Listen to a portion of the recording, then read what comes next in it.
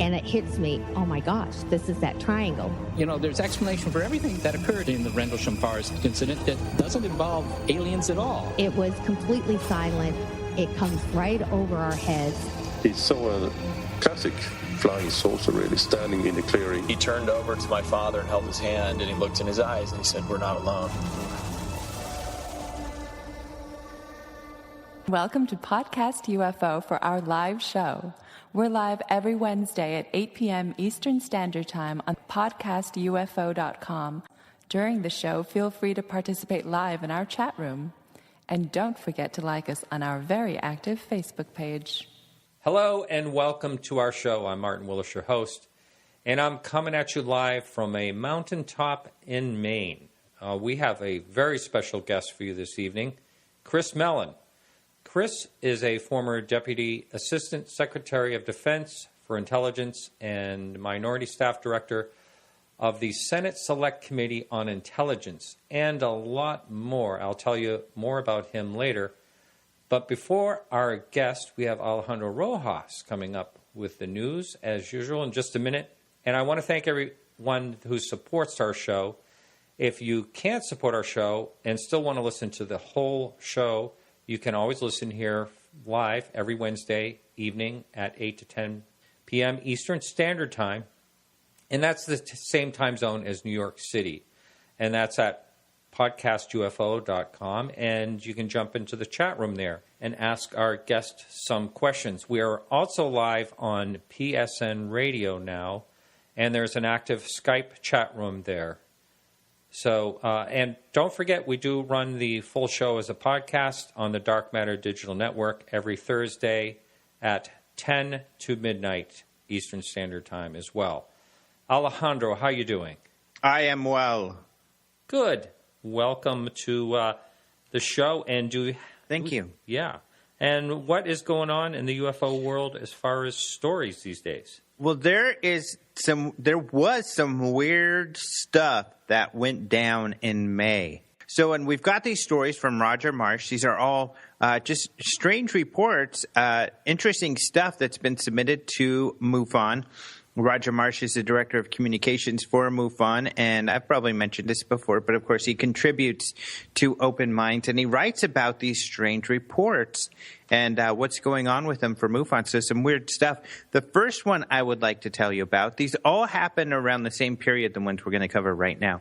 The first one was from May 21st at about 11:30 p.m., this witness in South Carolina, Ladson is the name of the town, said she saw a red orb. And according to her, it's a common occurrence that she sees this red orb kind of cruising around her backyard. But this one is about tree level. She says that her dog is afraid of lightning, gets terrified. Your dog probably isn't, right? You know, he's on the fence about it. Sometimes he is, sometimes he's not. Yeah.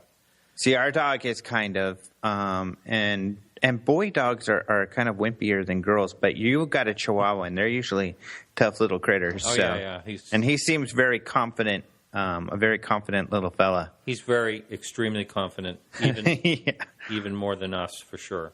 Yeah. But this dog is not gets afraid of the lightning, and I guess during this sighting or soon after, it kind of exhibited that fearful kind of character thing that it does. Anyway, the next day, this lady found this strange silver residue in her yard, and she's got some pictures she submitted, and you can clearly see this strange residue that's left in the yard. One of my favorite pictures, however, is the MUFON investigator who went out there took a picture with his theodolite, so he has one. So it's really cool looking. It's like the Terminator's vision, where it's got all of these information about what you're seeing. But anyway, it's under investigation. They're not sure what it is or what could have caused this. The samples were taken, and they are being analyzed, or they're seeking to get them analyzed. So, yeah, that's kind of a weird one. Now, are you going to follow up on that to see once these things once the samples get analyzed that? Is someone going to follow up on that so we can find out if there's anything unusual? That'll depend on if Roger Marsh finds out what's going on and gets back with us. But often, because there's always so much going on, I plan to go find out and ask what happened, and then I don't make the time to do that. But certainly if you or one of your listeners or someone reminds me, I can follow up on this later on. Or hopefully, if there is a follow-up, Roger will post that. Okay. Anything else happening? Well, the weirdness continued. The next evening on May 22nd at 9:30 p.m., a witness saw a large illuminated triangle UFO. So this witness who, I've at least seen some conversation with the investigator. I guess this guy was a scientist, and this witness is very thorough. So this witness says he saw an object that he would estimate 200 feet off the ground. And he was able to drive, it was over the road. So while he was driving, he figured he was almost directly under it. He said about 75 to 80 degrees. And it looked just like a triangle. So he actually did these great illustrations. And I think I told you he was in Illinois. He was on Wilmot Road in Spring Grove. But it's really cool, these illustrations that he did. There were two red lights. There were the white lights on the corner, but two weird red lights on the side. He turned around. He drove under it. He turned around to get another look. By the time he had turned around, the object was gone. So yeah, he did these great illustrations of what he saw, and so you can see that on the story. But the state section director, Gregory Sisko, said this guy's highly credible. He's a scientist and very thorough, and he thought this is a pretty cool sighting. Now, anyone that would actually purposely drive under an object like that, pretty brazen. Yeah, that's funny because there are several of these stories of these people, and it's almost like these triangular craft, I don't know, it's really weird. If they're not mistaken, and that's what they really are, it's almost as if they hover over the road purposefully, because you hear so many of these stories of these craft hovering over the road and people driving under them. In some cases, people I've even interviewed recently on my show talking about them stopping their car and looking at this object being directly under it. But yeah, feeling afraid, often too afraid to get out of the car or to take pictures. So weird. It's such a weird phenomena. And it's not just always that recent either that these are happening. I'm not sure if I mentioned this to you. I know I mentioned it quickly on one of my shows. I was helping out at an auction gallery, and this girl came out when they discovered that I'd do a show on UFOs. She came out and started telling me about her sighting. I think she said it was 1976, a triangle right over the road, stopped over the road, almost right above them, and her aunt got out of the car. So this is back in either 1976 or 79. She couldn't really remember about that time. Mm-hmm. But she said it was in the paper the next day. Other people saw it. So yeah. So it's not like a new. It just seems like we hear about it all the time. And later, exactly, with the guest that I have coming up, I'm going to talk about triangles because is it Michael Schratt that thinks they're possibly government? And Michael Schratt has some theories behind that, but Sean, Jason, Kevin, he has three names. He's got this Facebook page about black triangle UFOs. He thought they were otherworldly until he was one of these people near Area 51. He saw one over the road. He stopped. He was too afraid to get out of his car. He looked up at this object. He said the lights were clearly man-made, that these were not, that advanced technology, the lights, but that the object itself hovered and then it cruised, kind of hugging the ground. And it certainly was technology that was unconventional. But that sighting convinced him that they are man-made. What did you see, the GE logo on the light bulbs or something? No, but he said it looked like they were filament light bulbs. Maybe, which yeah. and his sighting was in the 80s, and at that time we didn't use LEDs or anything like that. We had filaments, and he was certain that it was a filament, and it was a man-made type of structure. Well, I'll tell you one thing: it's all a mystery. That's all. Yep. I've got one more weird one here in May. Oh, okay, go ahead. Yeah, great. May 24th. Also at 9:30 p.m., so just a couple of days later, the witness and her 31-year-old son stepped outside and saw, this was in West Virginia. Clendon is the name of the town. But they also saw a triangular-shaped UFO that they felt was the size of a mountain. It started when they noticed an amber ball of light streaking in from the west. It then stopped. The witness took a picture, and then it began slowly moving to the east. And they said it moved slowly, where it took 2 hours to get out of view. That they saw three lights moving along, and they actually got a short video. In the video, all you see is one light. And it's nothing extraordinary. The video is really boring, actually. It's just this one light. Now, Roger Marsh says he full screened it, and in the right light in the video, he can make out a triangular form. So people can try that. And in the picture that the witness got, you do see a streaking light going across. So in the still photo, but in the video, all I could see, although I haven't looked closely and tried it at different angles and things like Roger did, so I haven't been able to see the triangle. In fact, Roger took a still from the video, and we kind of played with it, and I wasn't able to get that effect. It almost looks like the light is reflecting on something, but yeah, this is another interesting sighting. Wow. I do want to warn people, too, and to watch out for this fake video that's going viral, though. Remember, Secure Team 10, they're hoaxers. They create hoaxers, and unfortunately, sometimes the media picks up on their videos. And there is one out in the news right now. The reason we're not really talking about it, well, I guess we are right now, it's because it's not real. Yes, there are a lot of people that are victim of that one. Yep. So thank you so much for having me on. I'm very excited and jealous about your interview coming up here. Excellent. All right. Alejandro, I'll talk to you next week. All right. Talk to you later, buddy. Okay, so a broad brushstroke about our guest this evening, Chris Mellon. He graduated from Yale with a master's degree in international relations.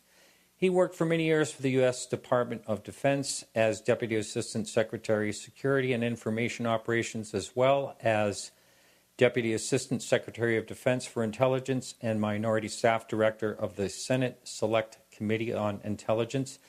His responsibilities included review and oversight of intelligence activities, which included Area 51 and other sensitive governmental locations. He also spent over a decade on the Senate Intelligence Committee involved in oversight of NRO, CIA, NSA, and other intelligence organizations. He became the first congressional official to review all of the NSA's compartmented programs. Chris is a recipient of numerous awards, including the National Reconnaissance Office Gold Medal and the Defense Intelligence Agency's Director's Medal. Chris has had a lifetime fascination with UFOs and has recently become a board member of UFO Data, which is a UFO detection and tracking. And he believes the topic needs serious scientific investigation. I'm glad to hear that, and he's putting forward his efforts. And I hope the listener has read Leslie Kean's Huffington Post interview with Chris. It's gone viral worldwide, and if you have not, make sure you check that out. And the easiest way to get there really is, if you're listening, is just plain old Google Huffington Post and Chris Mellon, and that link will come right up. It's also in our show notes. There's a link right there. Well, with no further ado, welcome to the show, Chris. Thanks, Martin. It's a pleasure to be here. Thanks so much for joining us. I really do appreciate it. And you and I had a couple of conversations I thought was pretty interesting. And first of all, can you tell the listening audience a little bit about your background? But starting out, what got you fascinated in the UFO topic to begin with? Okay, well, I was about 7 years old and attending a small school, and a friend of the principal had made an old-fashioned movie of a UFO. And the principal showed it to our entire school one night. It was a boarding school. He showed it after dinner. And you could see this very large, seemingly massive, it connoted a feeling of density and mass, but it was luminous. And it was a perfectly clear sunny day. It wasn't one of these, lights in the night sky. And you could see it gently bank and enter a cumulus cloud. It sort of, as wisps of cloud passed by, it disappeared into this cloud, and then it emerged on the other side and sort of banked and then went off out of sight. And it just, filled me with sort of wonder and awe. What could that be? And so it kind of set the hook in me. And I started afterward reading all the books I could find and so forth, and just maintained an interest ever since. Now, any of your classmates at the time or any friends also follow along on that path with you, or were you kind of by your lonesome? I'm not in touch with anybody from that period. That was a long time ago, and I've moved a lot of times, so I don't know if any of my classmates also had the same reaction. Yeah. I mean, immediately after the movie they did, but whether that is an interest they maintained, I don't know. Yeah, I can understand that. And at this time, when you and I had a conversation, I got to tell you, I'll just start out with one of the things that really impressed me in our conversation was you said that you're sticking your neck out here talking about this topic. And can you tell the listening audience why you're willing to do that? Well, this is a little out of my normal lane, that's for sure. By and large, I'm concerned these days with trying to promote sort of a breakthrough in Washington on some of the partisan gridlock, and I'm working with a couple of think tanks, and I write op-eds and so forth, so this is not my normal area of focus. But some months ago, when I learned about the UFO Data Project, I decided to volunteer and to get involved. This topic has been sort of mired down and stuck for many, many years, where there continue to be very interesting reports and photos and videos, but nothing definitive. And I think it's a very legitimate topic. There are many very sober military and law enforcement people that have reported these sightings.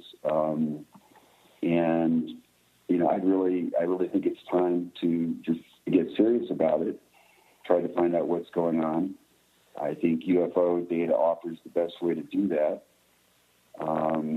And we're encouraging people to get involved with us. We've got a website you can visit for more information, ufodata.net.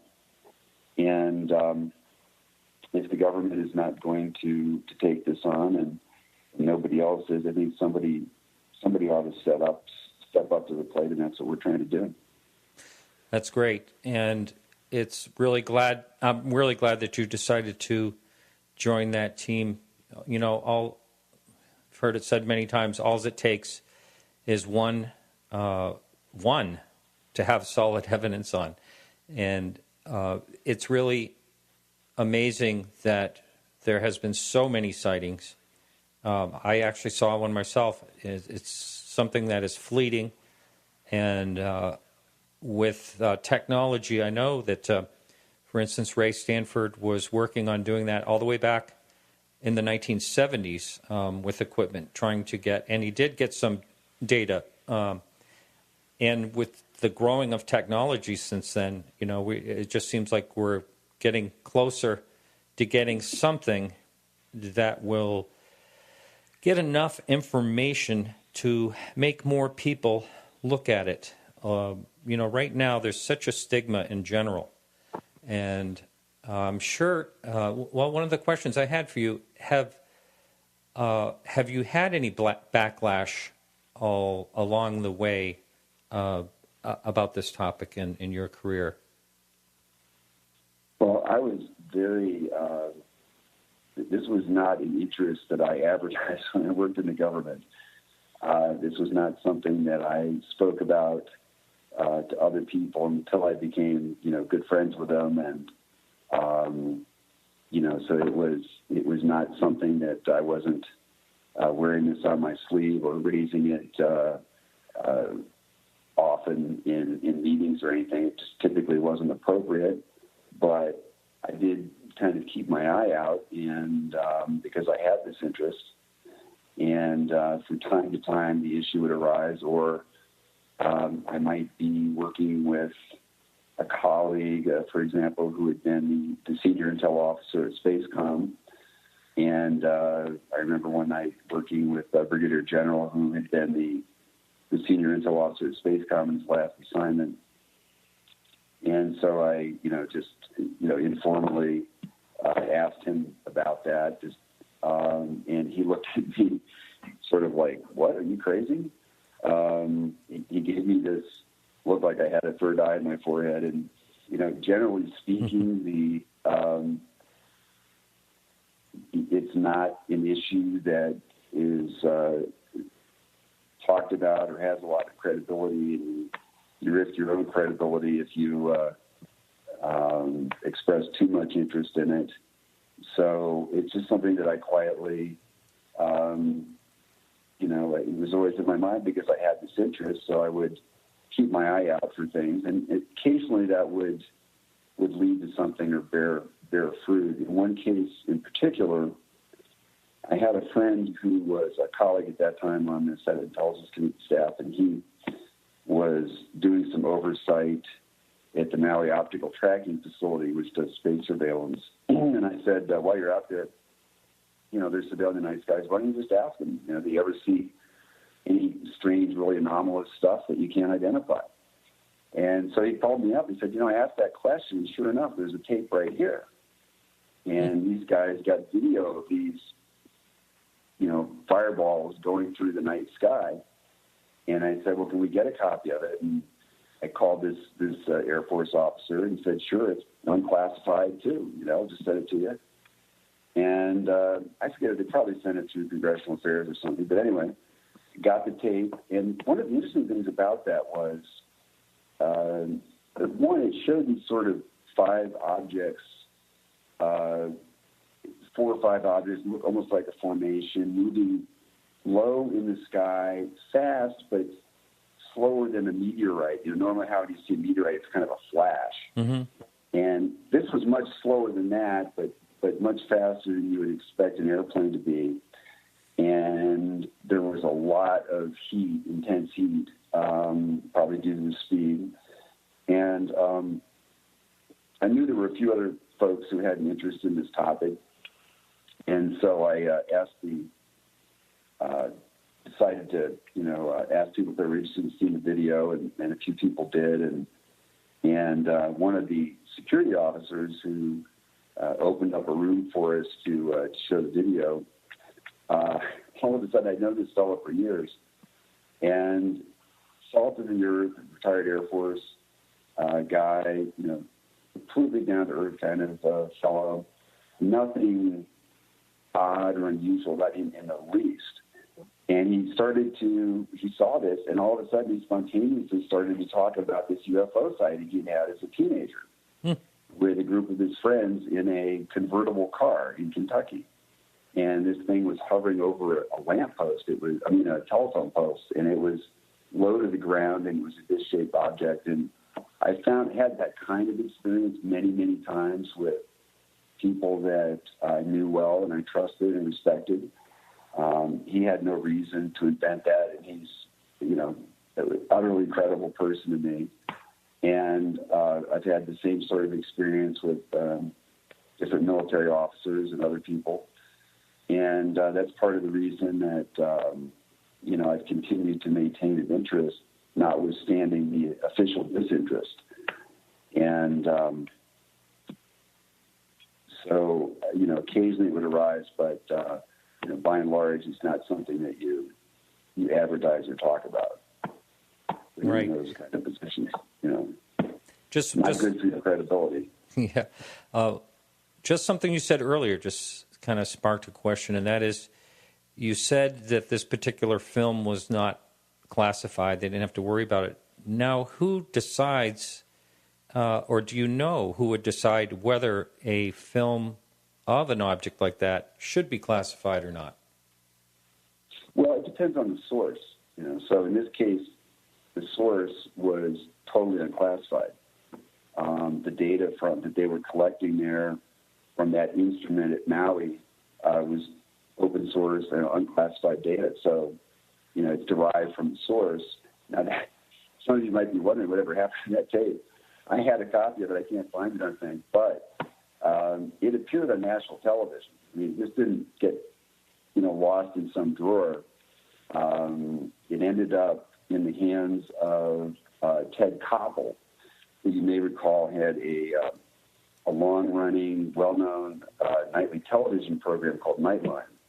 Mm-hmm. It was on ABC, I believe. It was a major network television show with high ratings, and he did a segment on this, and he played the tape and had some guests on to talk about it.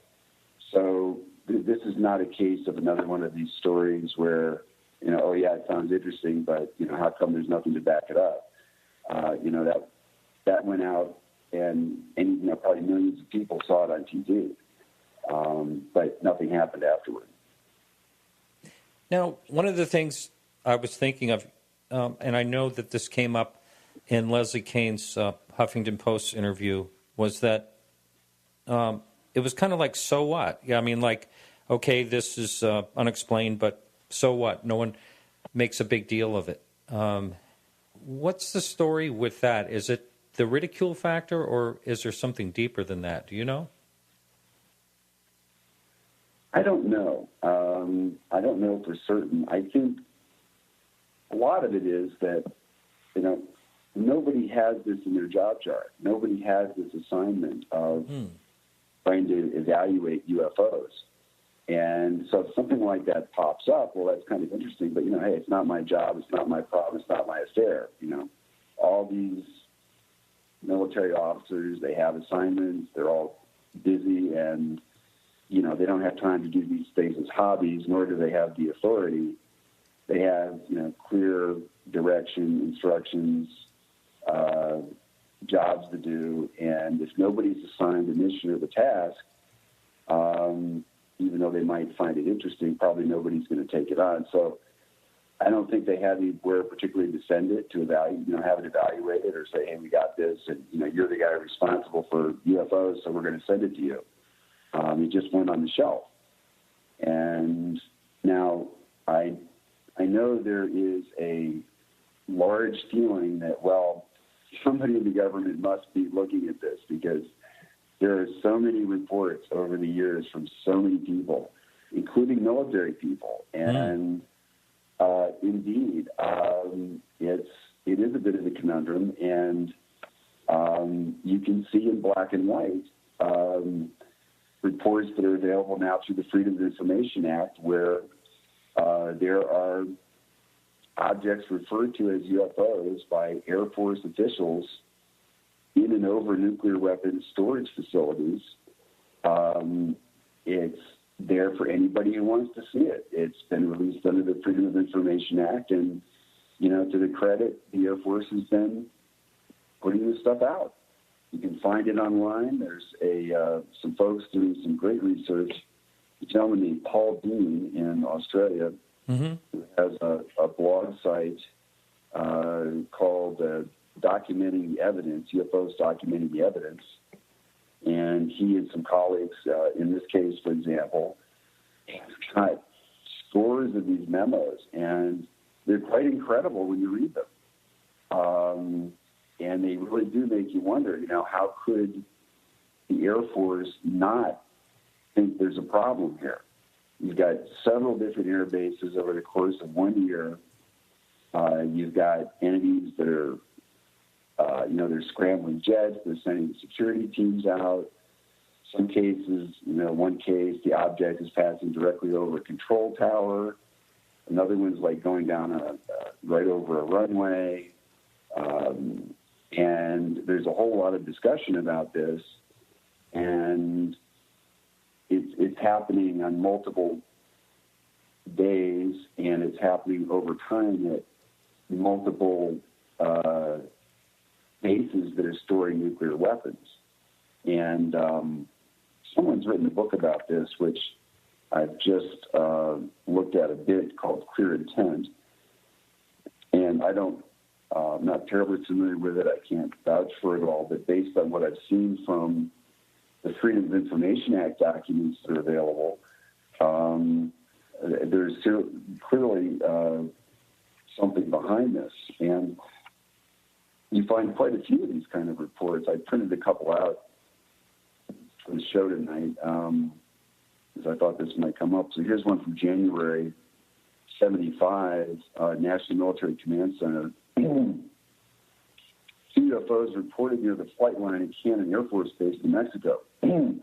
Security police observing them reported UFOs to be 25 yards in diameter, gold or silver in color with blue light on top, hole in the middle, and red light on bottom. Air Force is checking with radar. Additionally, checking weather and versa data. J.S. Morin, Rear Admiral, U.S. Navy, Deputy Director for Operations, National Military Command Center. That website is rife with documents like that. So I get it in terms of why so many people who are interested in this phenomenon. I mean, there's a large block of people clearly who just write it off, and they just, it can't be true, that's nonsense. There's a segment of the population, and I think most of those people are thinking that because they just haven't really looked into it and done the research. And it's interesting in the internet age when so much information is so readily available on so many topics that lots of people do that on lots of issues.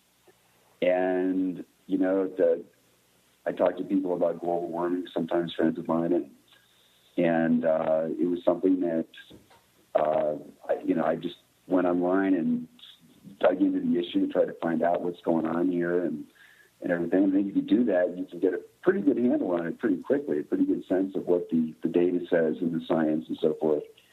And even though it's readily available, many people don't. There are some good sources on this topic for people that want to take have an open mind and want to take want to look into it and make up their own minds.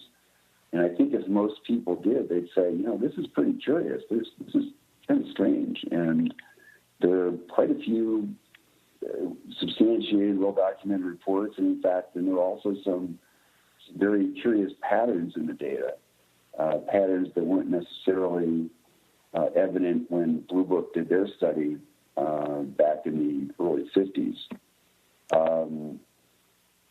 So I can very well understand why people think the government must be on top of this. They must know about it. Maybe they do. Maybe there's some super secret program somewhere. Obviously, one, you can't prove a negative, right? So it would be impossible to prove that such a thing doesn't exist. And it could. I can only say that in many, many years of being responsible for looking at and keeping a book on black programs, both in the intelligence community and the Defense Department, I never saw anything that suggested that, nor did I, through sort of informal inquiries. And, sometimes you learn things not because you're formally necessarily read into something, but you, through osmosis, sort of pick up something's going on.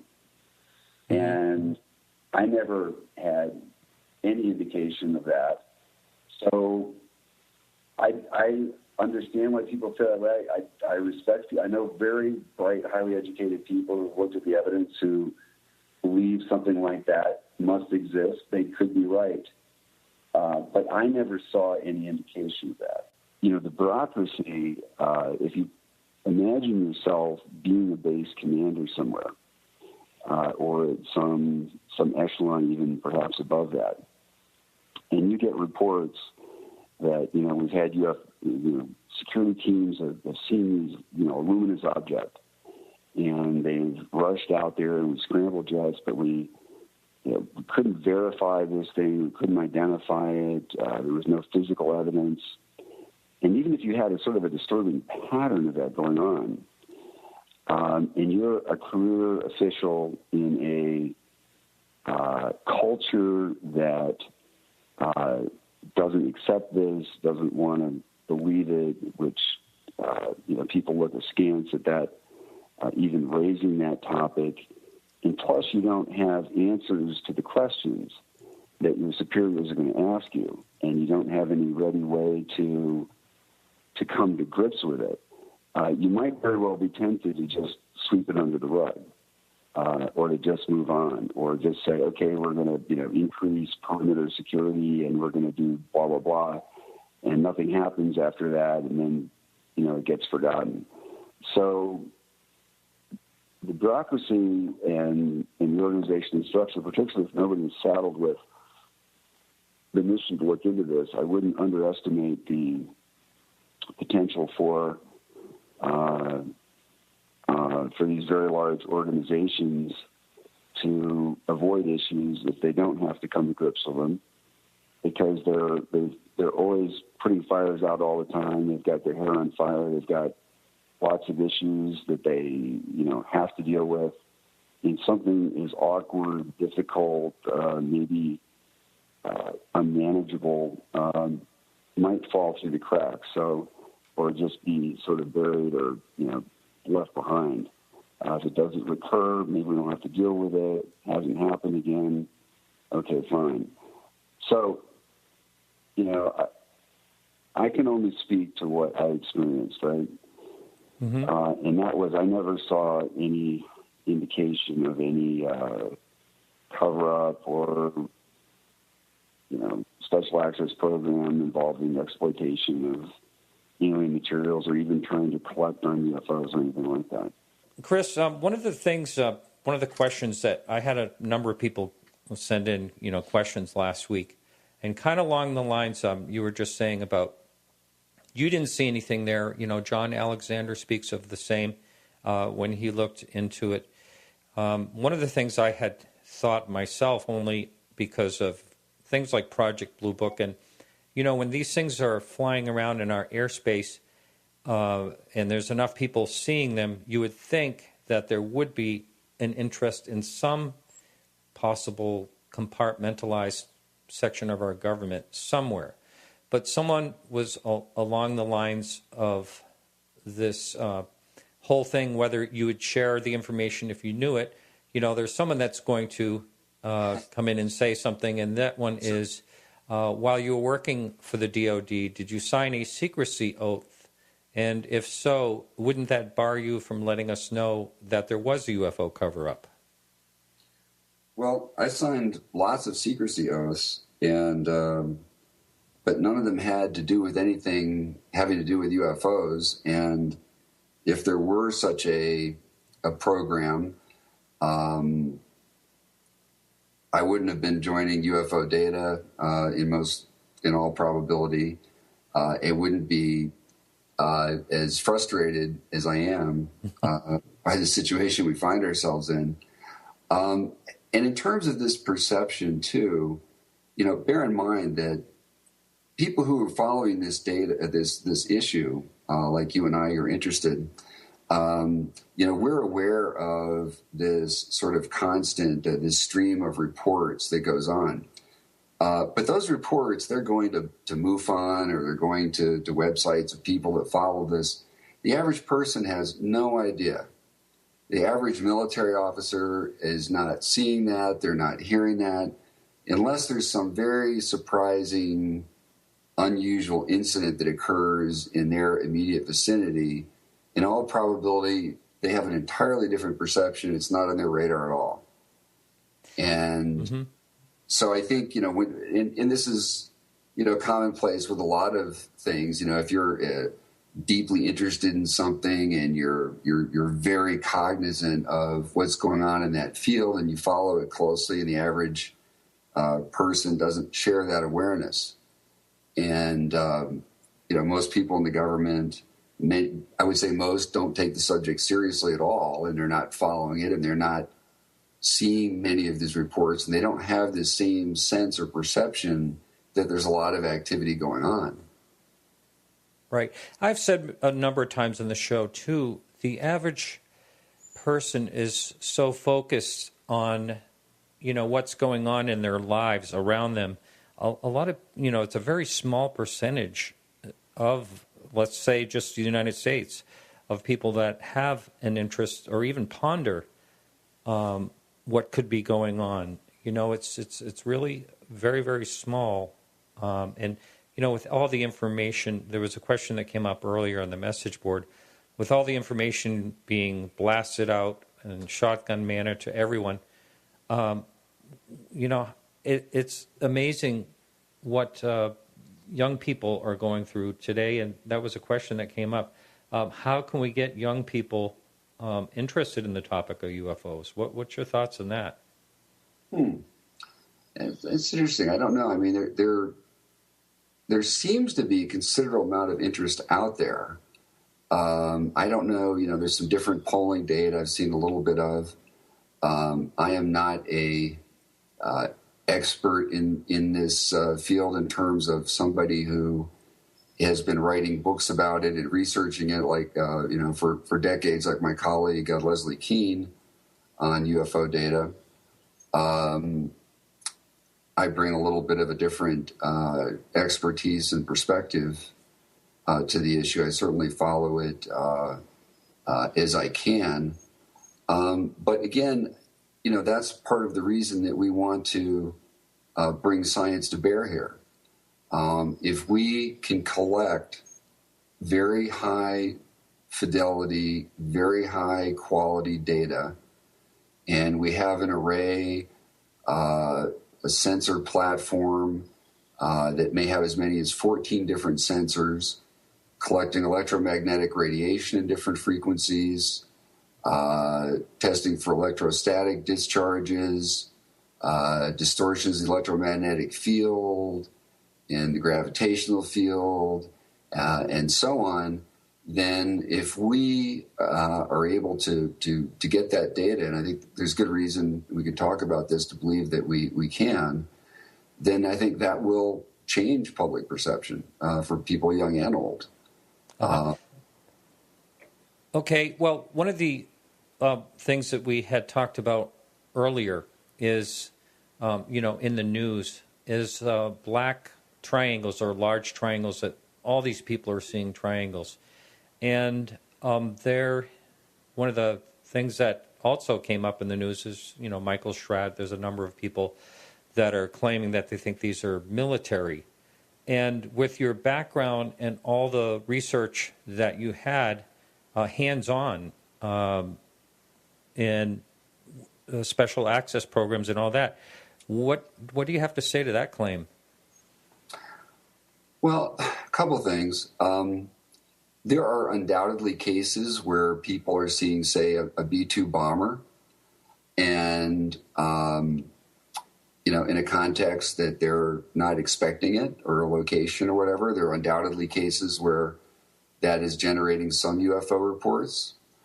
But in some of the other cases, for example, the famous incident in Belgium, or the famous incident in southern Illinois 10 years later, where you had multiple witnesses, you had an object. The B-2 did not take flight until July of '89. So it could not explain these sightings in the first instance. Secondly, it was my job to, I participated in the group that was keeping track of all these things on behalf of the Secretary of Defense. And I recall a specific incident that, helps to keep the memory clear for me. So the chairman of the Appropriations Committee, Senator Bobby Byrd, who was one of the most powerful men in Washington because he controlled the purse strings, and he was noted and famous for many things. One, for being the Senate parliamentarian par excellence, the Senate historian. He was a champion of the legislative body more ardently than perhaps any other legislator who's ever lived. And he would tear the hide off anybody who dared to cross him, and everybody knew it because he had done it many times. And we got a call one day from Congressional Affairs, and he had been reading these articles about this Aurora spacecraft, and how come the committee hadn't been briefed on it, because he, by law, has to be briefed on all the special access programs, has to be notified. And the public isn't aware of this. All these programs are briefed to Congress. There are multiple layers of review and oversight. I wasn't sure how much I could say about this initially, so I did a little research, and it turns out that the DoD instruction is unclassified and specifically released and posted on the web. So if you're interested in getting a sense of how these programs are managed and what the oversight mechanism is, you can look at DoD instruction 5205.11, which is approved for release. And it describes the structure and how these programs are reviewed for legality and congressional notification. And it doesn't say this, but of course it's also part of the function is to make sure that you don't have one black program in one agency or service spending money on something that is duplicating what another group is doing somewhere else, and they just don't know about each other because the program's so secret. So all those things are going on. So this call comes in, and we all kind of looked at each other and, we don't remember anything like that. And so we all ran it down to make double sure, and, contacted all the appropriate people at Air Force and Joint Staff and so forth, and, reviewed the programs, whatever. And, we replied, we told the Congressional Affairs Office, you can tell them categorically, no, without hesitation, there is no such program. We don't have anything like that.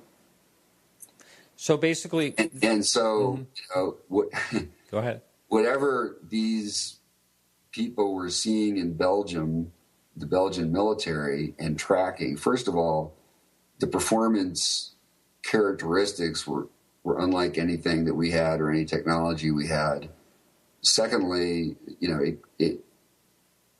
it was definitely not. It was not something that we had, on the books. Was not us, and very curious. If the U.S. had something like that, it would be completely out of character for American military people to be flying it around a place like Belgium. I mean, the American desert out west at a test range, sure, over the ocean or, some remote area or something, but flying low and slow over a NATO ally, why would you do that? I mean, that doesn't make any sense. So, I understand why people surmise that it would be that these things might have been U.S. Vehicles of some advanced nature, but in those cases, they clearly weren't. The B-2 bomber wasn't even flying them. Yeah. What about, there's the old saying, well, I say old because it was years ago, Skunk Works, Ben Rich said that they already have, let's see, here's a quote right here. And this, we're going to be reading some of the comments that people left on the Huffington Post interview, but this one in particular says, Ben Rich, and it's a direct quote, "We already have the means to travel among the stars, but these technologies are locked up in black projects, and it would take an act of God to ever get them out to benefit humanity. Anything you can imagine, we already know how to do. So what's your did you know of Ben Rich, and what's your opinion No, of that? I'm not familiar with this gentleman. And if that's news to me, that anything we can imagine, we already have. That's news to me. It is news to you. That's not my perception. Yeah. So Area 51. Now, I'm going to be asking all different types of questions, also about Hillary Clinton as well, because I want to make sure I get that question in before the top of the hour. But so Area 51, the projects, and DARPA, their projects, nothing that you were ever aware of was like really high-end technology. You know, there's, for instance, you know, a lot of people are saying the triangles appear to be like something that defies gravity. You know, it moves much slower than a conventional aircraft, like 40 miles an hour or something like that. And how could it stay afloat? I mean, nothing that you ever saw looked like high-end technology that's not conventional? You know, we excel and are justifiably, you know, famous and known around the world for exotic technology. And we have incredible engineering talent and incredibly dedicated people that are producing, you know, extraordinary results in many fields and in many ways. But I never saw anything that you would look at it and say, you know, wow, that couldn't be explained by just the talent of our people and the resources, and, you know, this must have come from someplace else.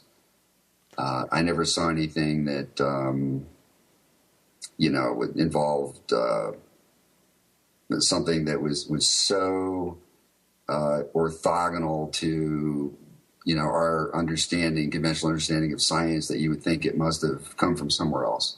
Now, with your level of clearance, how deep could you go if you were actually looking for something like that? Well, you know, as I say, I mean, the Secretary of Defense has a mechanism for conducting oversight of all these programs in the Defense Department, and that was one of my jobs. Mm-hmm.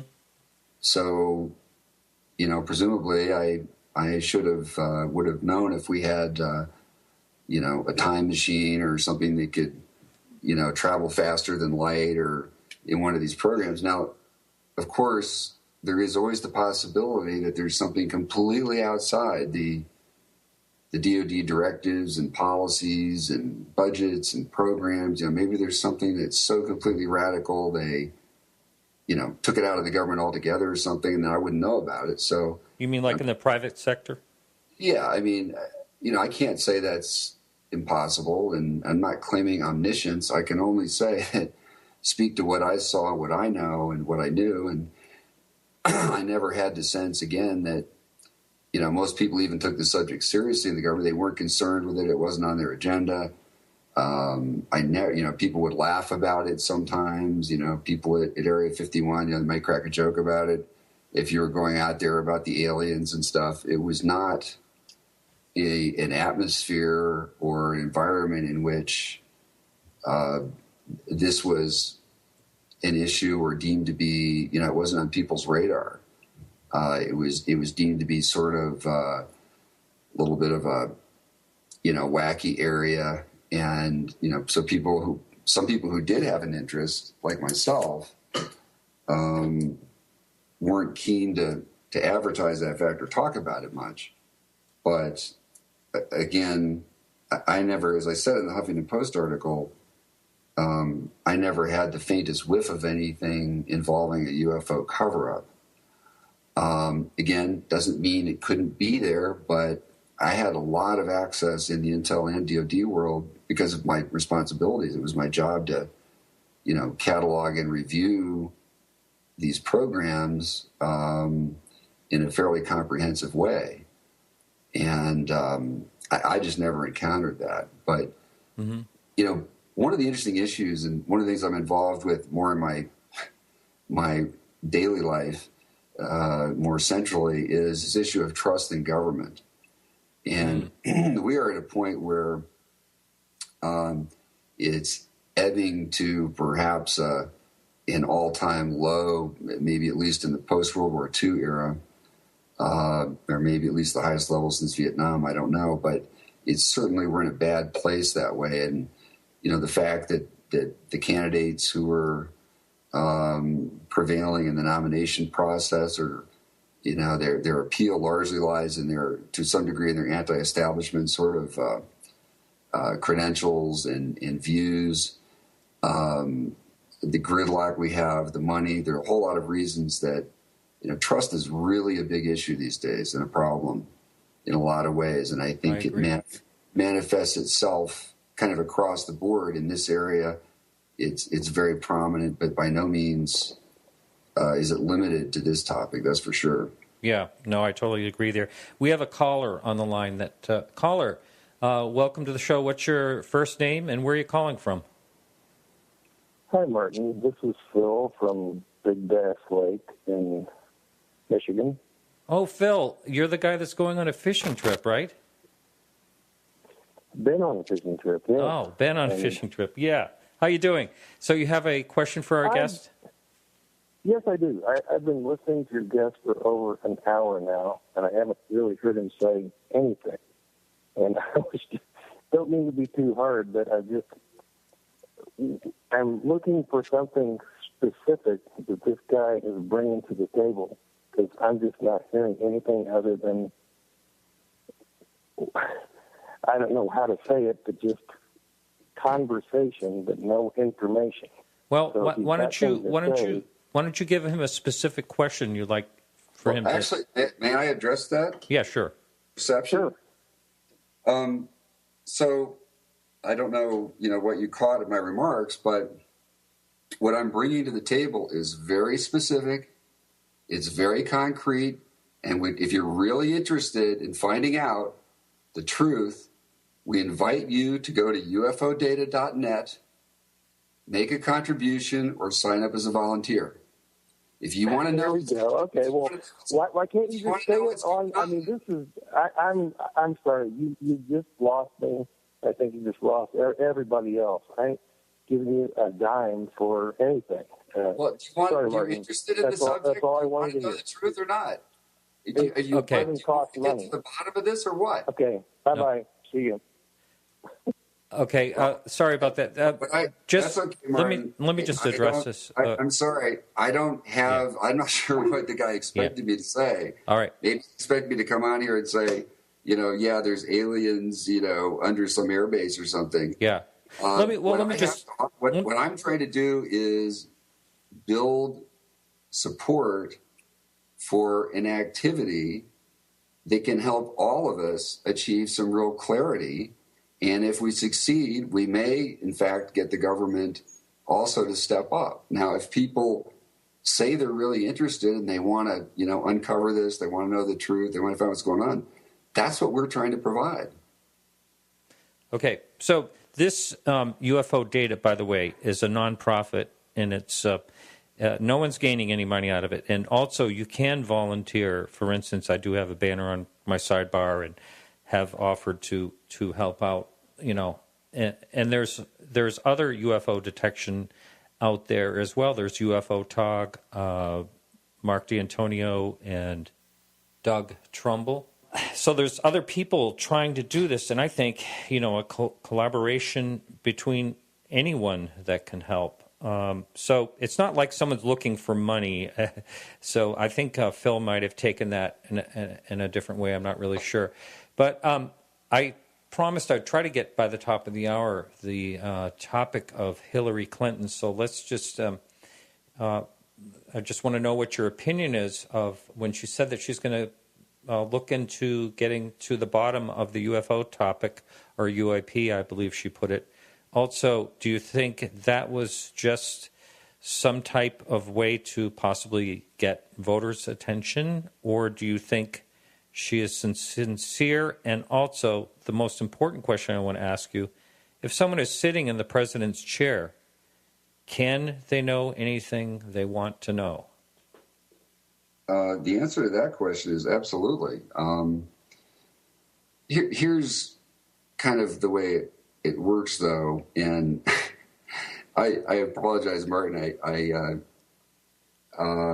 sounds like I may be losing your audience here, but I can only speak to my experience. And anyway, so the president has far better, more important things to do than look at classified programs, of which there are a great many in many different agencies and organizations. They're typically boring. They're technical. They're things that are very straightforward. Just because something's in a black program doesn't mean it's interesting or that it's even terribly important.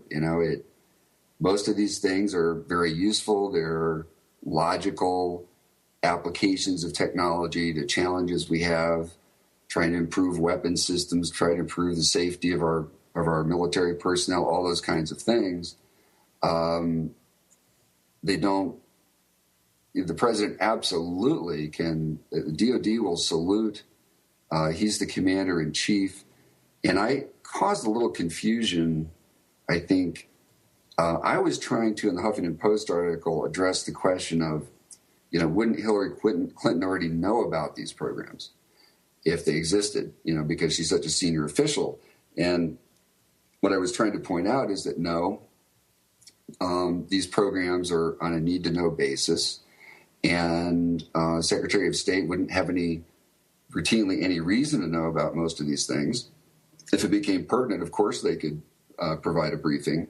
But these people are dealing with much more important things, by and large. If somebody's working on, making strengthening a tank armor or increasing, the ability to jam a signal at 23 megahertz or something like that, that's not worth their time. And it doesn't have any big policy implications. It's just something we don't want potential adversaries to know that we're doing. And so, yes, absolutely. Of course, the president can get anything they want, but it's pretty rare for them to, they're really focused naturally and appropriately at a very high strategic level. Occasionally, there might be something that rises to their level where there might be, a foreign policy issue involved or something.